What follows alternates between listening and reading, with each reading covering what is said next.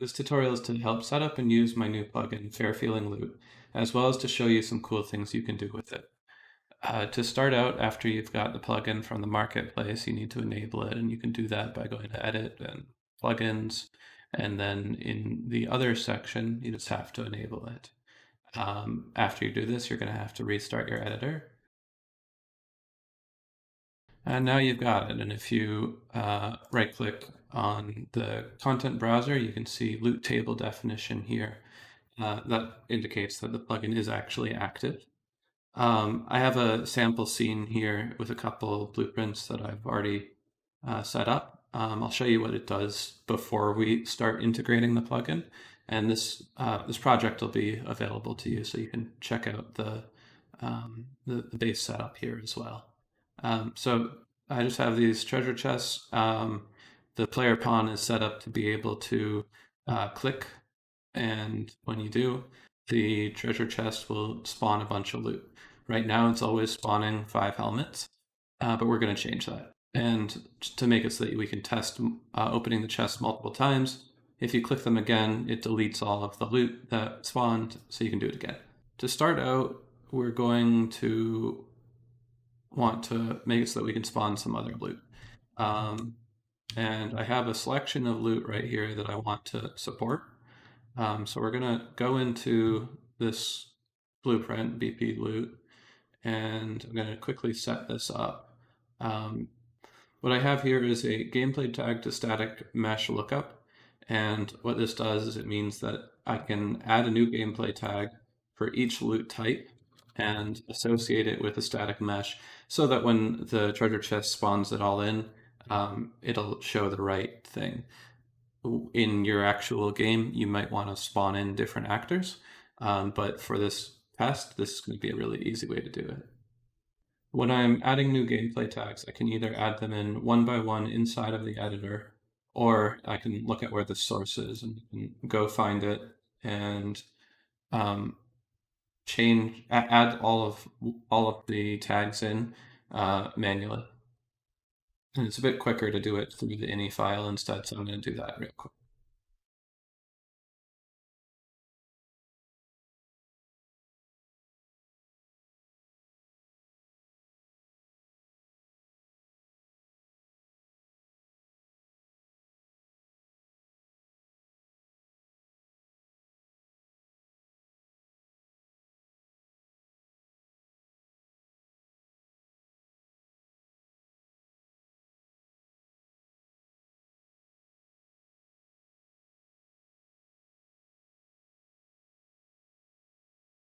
For a complete game, you may want to subclass your loot types beyond just having loot type dot and then the item.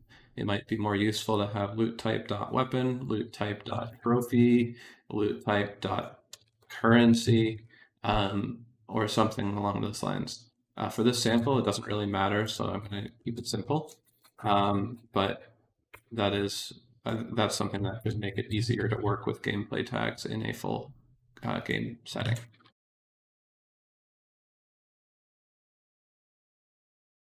Okay, so I think I've got everything. So what I'm going to do is I'll save this file, close it, and I'm going to restart the project. So now that I've now that I've added all those tags in the ini file, I should be able to use them right here. Let's just take a look real quick. And yeah, here they all are.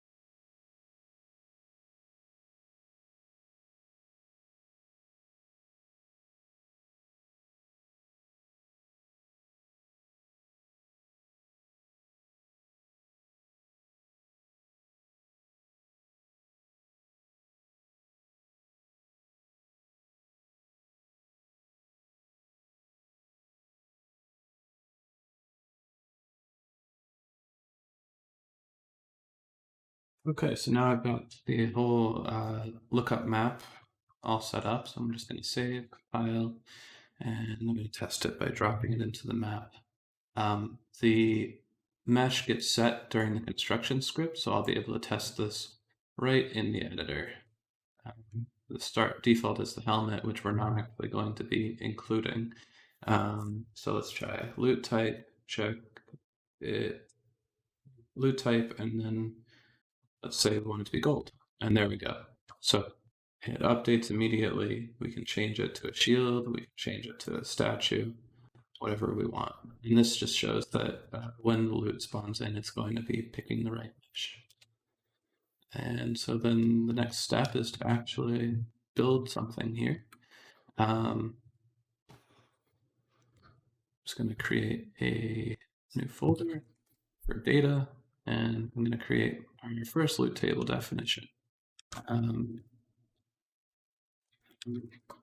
Let's just call it simple loot table. And now here we go. This is the loot table definition editing interface. You always have a start node, and if you drag down, you can place a new node. There are a bunch of different options here.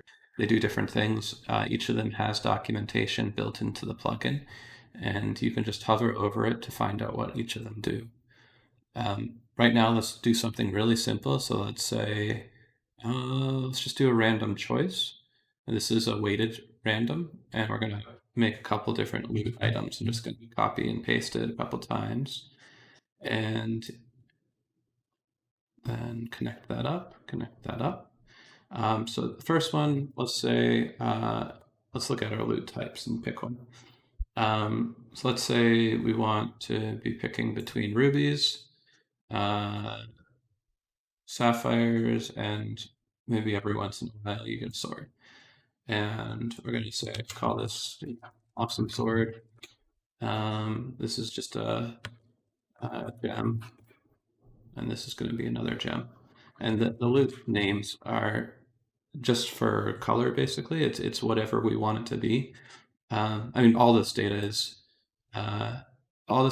whatever we can use however we want it. When we generate loot, we'll be getting a array of loot recipes back, and then it'll be up to the blueprints that we set up to actually interpret that data.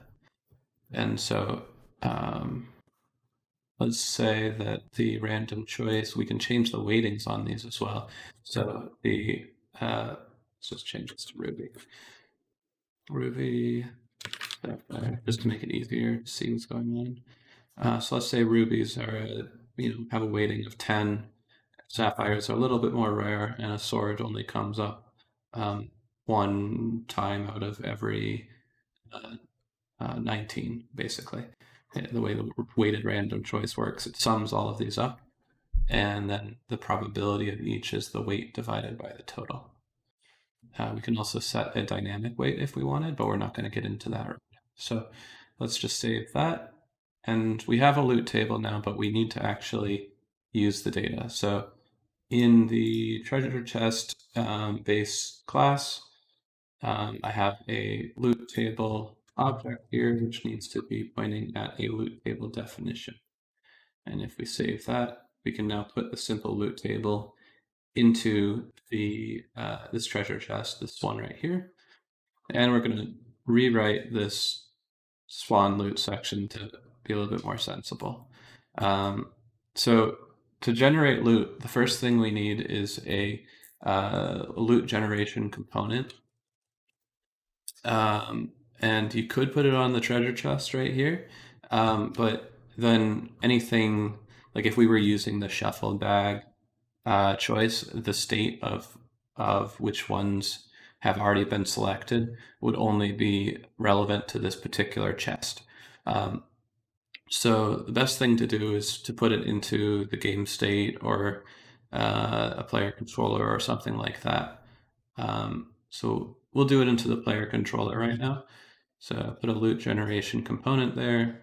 Maybe we want to add a getter for it. And just add return mode. And this would just let us change where the loot generation component is getting picked up from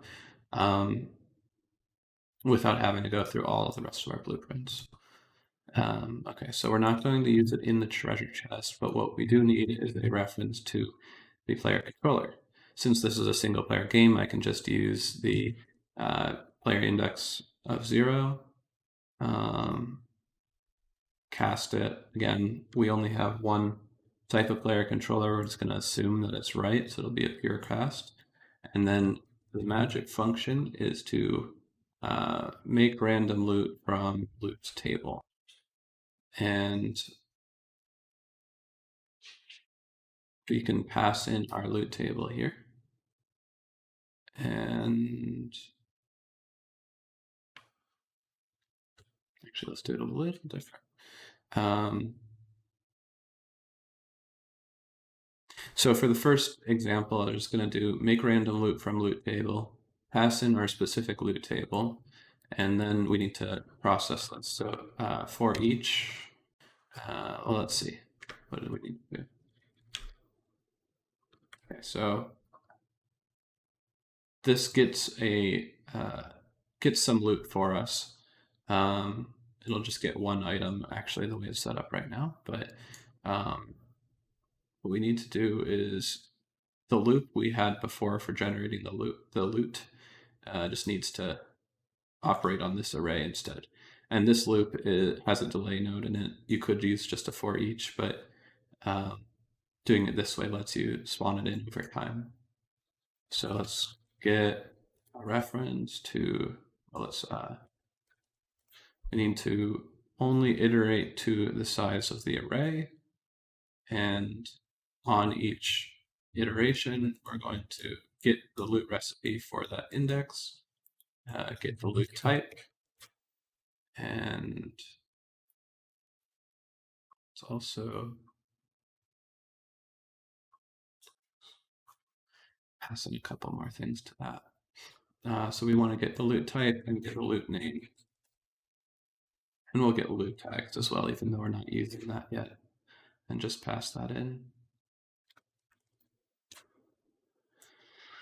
Pass in the loot tags. Pass in the loot name, pass in the loot type. And that should do it. So if I save, compile, let's test this out. So that's done 2, which isn't right. Take another look. This should be a less than, not a less than. We'll do. Okay, so let's fix that real quick. And then save. Again, we'll test. Sapphire comes out. Sapphire, ruby, awesome sword. Look at that. We've got some random loot generation already. But right now it's kind of light, so what we want to do is increase the amount of items coming out. And of course, there's a lot of ways you can do this. You could call this multiple times and just generate more loot that way. Or there's actually a node inside of the loot table definition called repeat.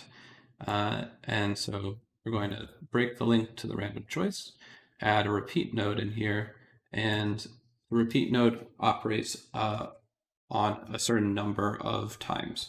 So we can say it's we're going to get out 3 to 5 items. And then we save, close that up, click again, and look at that. We get 3 items instead of 1. If we keep clicking, we should end up getting more. Yeah, that time we got 4. Actually, that time we got 5. We got 2 swords, 2 sapphires, and ruby.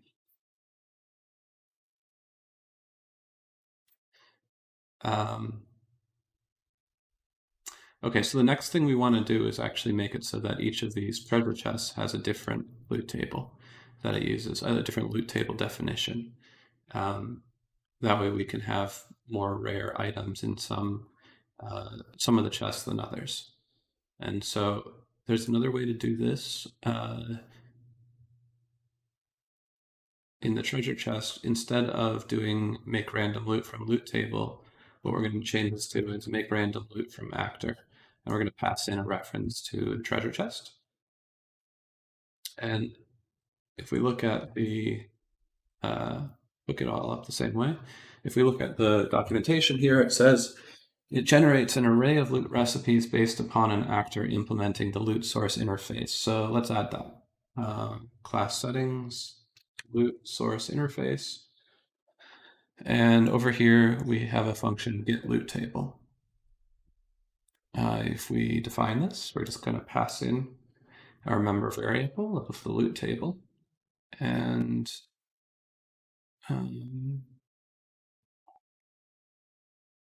we had to fix up this. That's what broke that link. Okay, good. So we're back to the good. So now that the get loot table is function is defined, when we call make random loot from actor, it'll call this function and find our loot table. So now we can save this. We can do a quick test again, make sure our simple loot table is set on all of these. And these ones don't have a loot table yet, so they don't generate any loot, but these ones all work. So let's create another loot table. I'll just duplicate this one. Better loot table. And this one's going to have, let's keep it with 3 to 5, but let's add a couple more things. Make loot, and let's say we have some statues available on this one as well.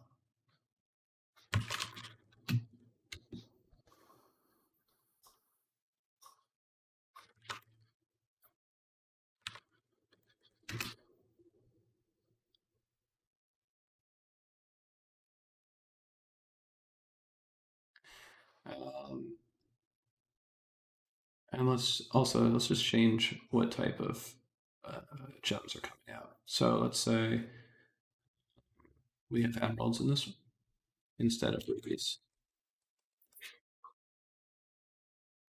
Save that, and oh, I forgot to set up the loot tables. So if we put the better loot table on these ones, now we can see emeralds, sapphires, statues, all sorts of stuff coming out, and different still from these ones.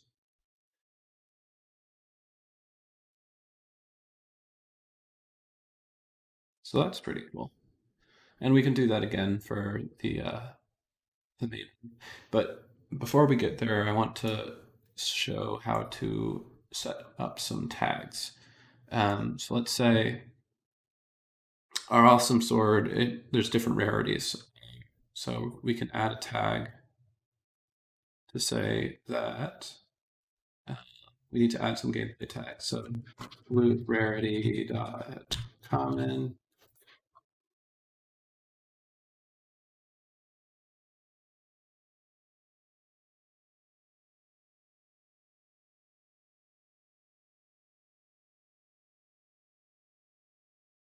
After we create the awesome sword loot, we can add modifiers to it. And what we're going to do is add a rarity value or a rarity tag to it, which we'll use to color the name of it. A shuffle bag means that it'll, instead of a weighted choice, it'll be more like picking a card from a deck of cards. And we can pick how many times each card is effectively in the deck by changing the weightings. So let's do this again. Let's say 5, 2, and 1. So we should, every 8 times that we open this chest, we should get 1 epic sword. And that's what that means. And this is in our better loot table. So again, it'll be these 2 chests, but we haven't set up the other side of this. So let's open up the loot, and I need to add some color lookups for the different rarity types.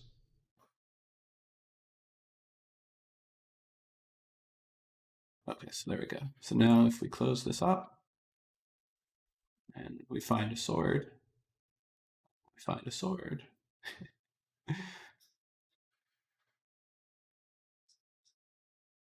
There we go. We've got a rare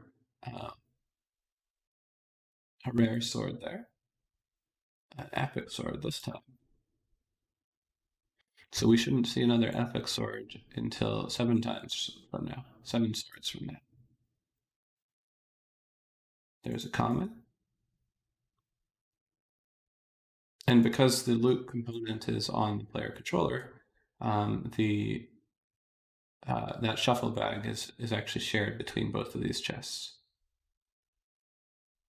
So there's another rare. And this would be easier to see. Actually, let me do that real quick. So let's see.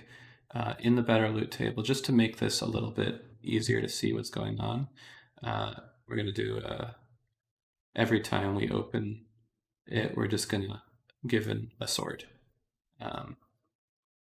And so now, when you open it, each time you get a sword, and you can see, I'll put these ones in better loot table as well. This goes to show how quickly you can change your loot setups. And we can see out of 5 generations, we only got 1 of the epic, which makes sense. We got 4 common, 1 epic. What we should expect to see is 1 more common and then 2 more rares. So let's try it. Rare, common, and rare. And there we go. And now the shuffle bag has completed. And so all the items get put back in. And if we go again, we could get any of them. There we go. 2 rares, 3 commons. We shouldn't see another rare until we get to the end. So that was epic and 2 commons. I think we've looped again. So it's pretty quick to change this. You can even change this at runtime, which is a pretty nice feature. So let's put all that back together. So at runtime, we just changed the loot table definition, and immediately in game, we're seeing different loot being generated.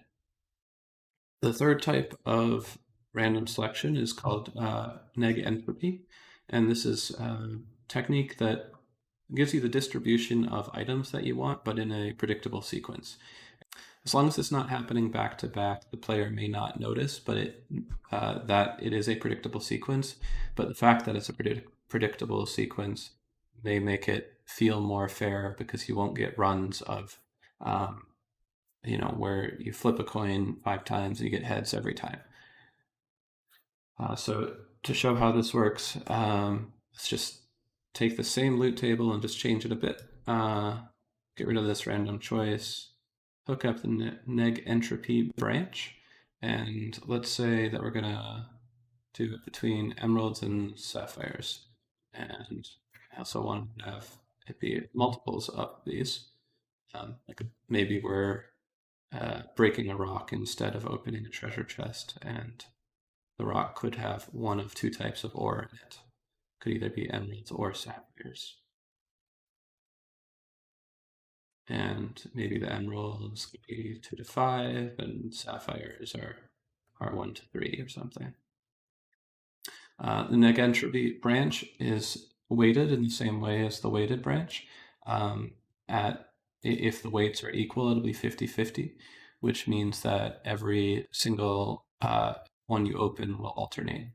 So let's just quickly show that.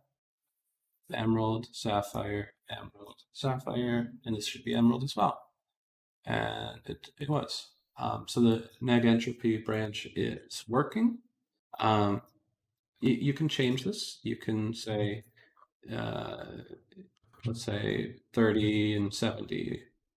We get sapphires more frequently than emeralds. And the sequence will change. So it'll be emerald, sapphire, sapphire, emerald, sapphire. And it should keep looping in that way. And you can see already it feels more random. It doesn't feel as predictable, especially if you're not opening each chest one after another like this, if there's a little bit of gameplay time in between. one of the other settings in the Negentropy branch is a time until entropy reset. So if this amount of time passes before the player opens another chest, the start of the sequence will be randomized. And if they keep opening more chests shortly after, it'll follow the pattern. But this will also help to hide the predictable nature of the Negentropy branch. The Negentropy branch relies on the state of the loot generation component being shared across these treasure chests, which works great when you have one loot table. But if we get into having a different loot table for the smaller chest and the bigger chest, then we need to get into another node here, which is the nested loot table. So by creating a loot table, we can say spawn gems loot table, or just call it a gems loot table. And we can copy in this section into the Negentropy branch, or into the gems loot table. And now instead of having all of this here in our better loot table, which is going to be on the larger chests, we can actually create a nested loot table. And with that, what we can do is we can say that there's going to be a random choice. Well, let's do a little bit.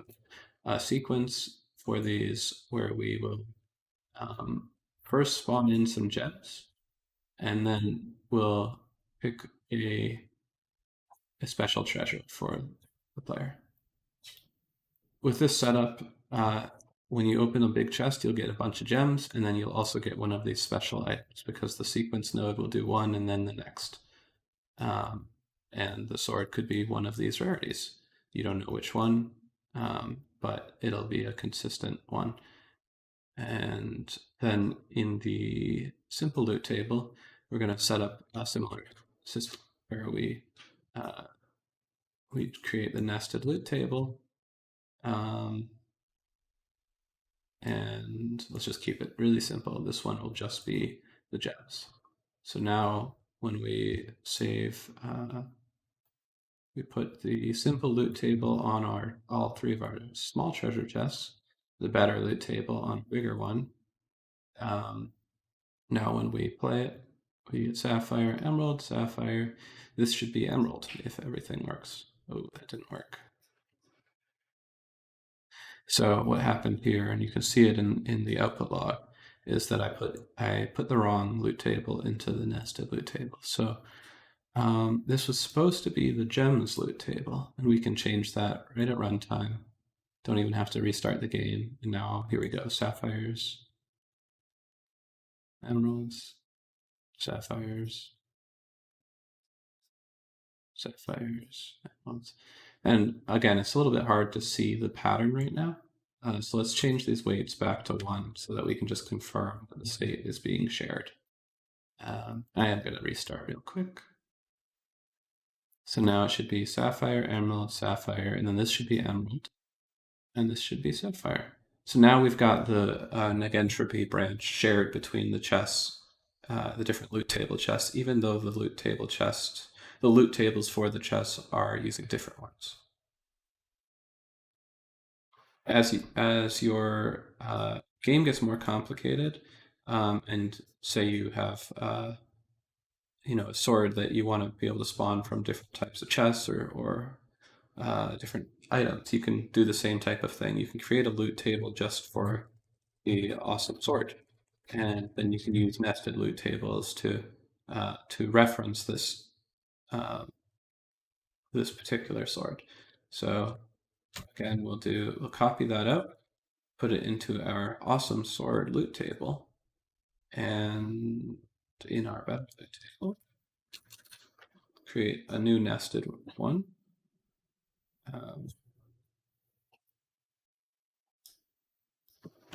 And now we've got a sword loot table so that this Shufflebag choice can be shared across multiple treasure chests, but also it gives us an easy way to keep our data maintainable. Now that we've got a sword, we could create a new loot table for our big chest, and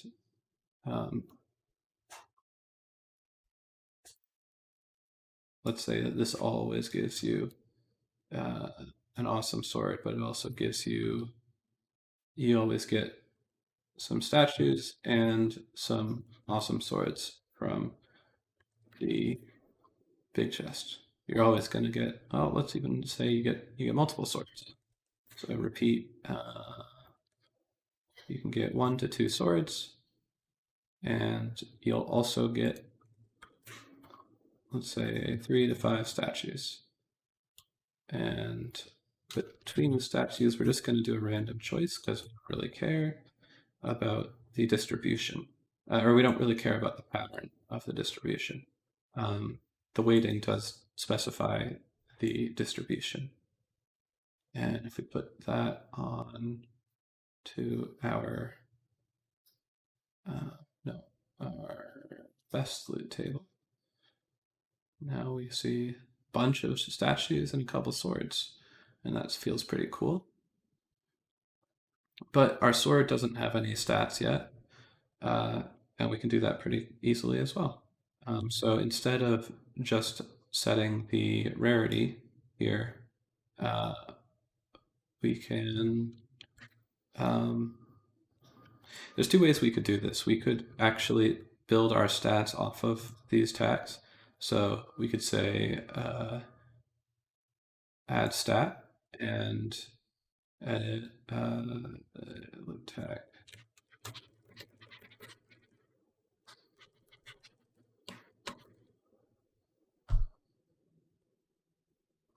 So say that this is a attack value, and the epic rarity of the sword can have a attack of, let's say, 28 to 32.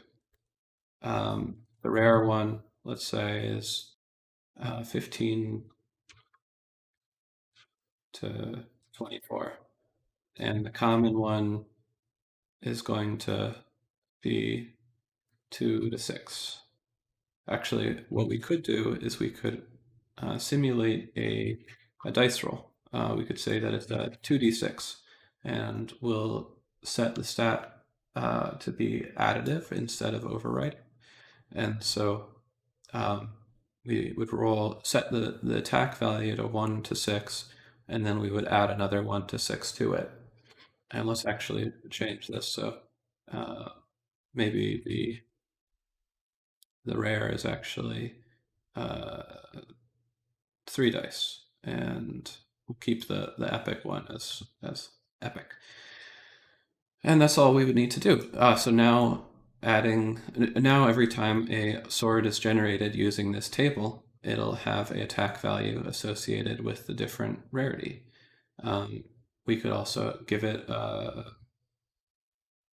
another value, like say we could add a sequence, and the second value we would want to do is loot stat strength. So this is the strength requirement of using the sword. And it doesn't really matter what rarity the sword is for to be able to use it, but the strength's going to be, the required strength is going to be the same regardless. So let's throw in some random numbers, 10 to 15. And so we'll be able to generate an entire loot, or entire sword with stats here. And then let's, just to represent this, let's go look at the loot and where we, the treasure chest actually.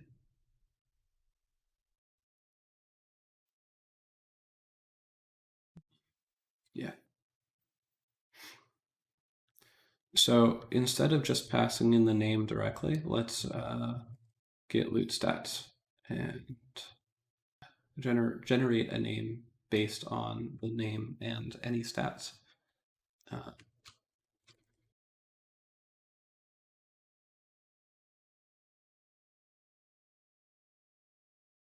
So I'm going to put this into a function.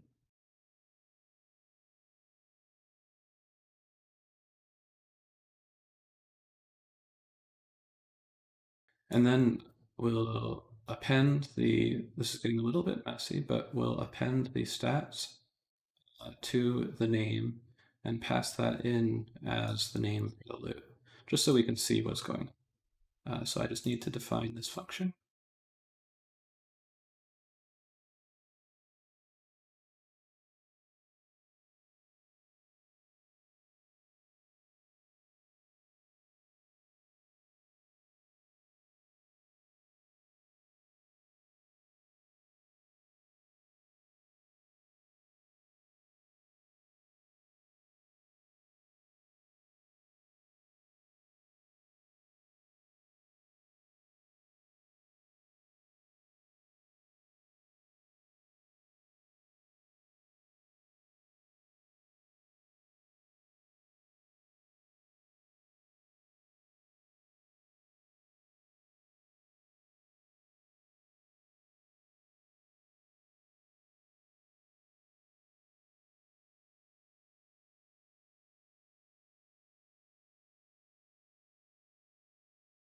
Now that we've set that up, we should get an output of the stats each time we generate a sword. So here we go. There's this one has an attack only 3. Let's see if we can get a better one. Ooh, look at that. That one's an epic quality with 31.